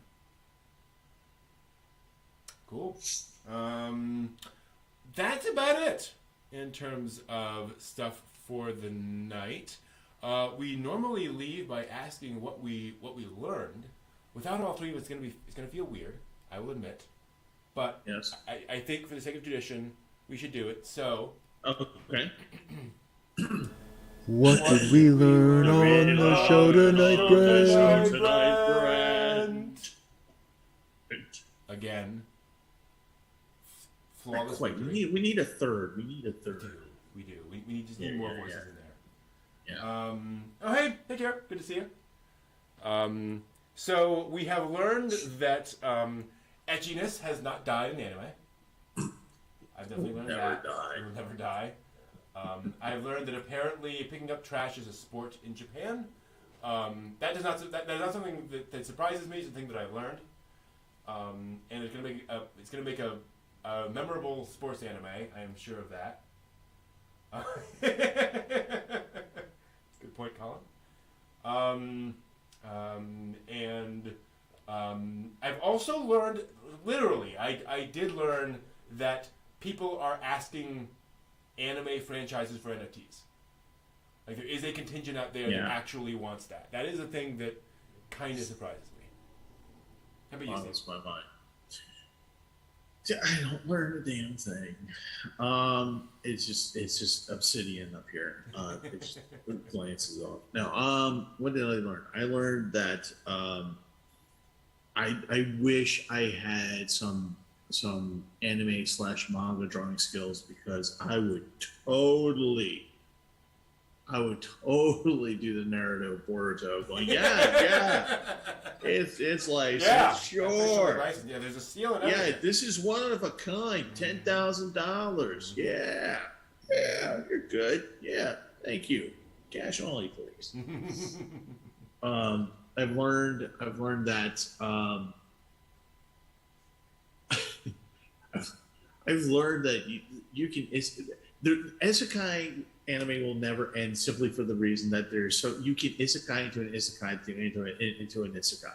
I mean, that's literally what you can do. Yeah. I mean, anything can be an isekai.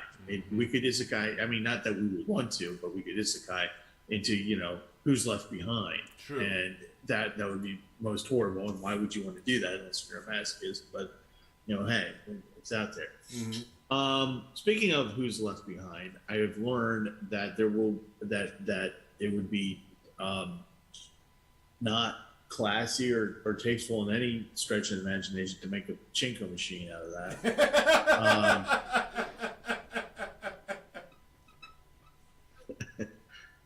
Yeah. I can see it now. That's the problem. It's now in my head.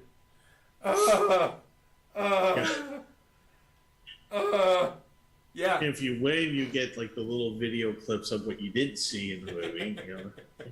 Congratulations, you won the viewing of the charred bodies of the family. There you go.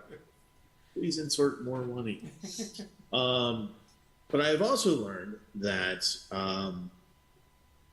anime can be, even with tough and sad topics, can be very thoughtful, like Who's Left Behind, and that there is incredible amounts of thoughtfulness and ways to tell a story, and that's really good, because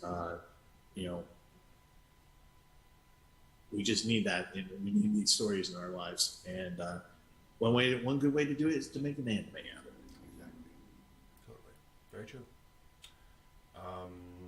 Yeah, I can think of no better way of ending this, because Who's Left Behind is a lovely, stirring little story that's important, and it's one of the reasons we watch anime, is for those important stories. Cool. That'll do it for us. Again, we're going on hiatus for a couple of weeks. Folks are out of town for a little while. Please hop by the Discord when you get a chance. We are always happy to chat on there. Steve does a great job of posting music playlists and stuff like that. And I post the occasional anime news in there. We have some fun discussions in there. But just next couple of weeks are not great for us on the weekends. So we're going to come back in a few more weeks with the next season of Anime Watching Party, which should be a lot of fun. So yeah, thank you all for stopping by. This is always fun.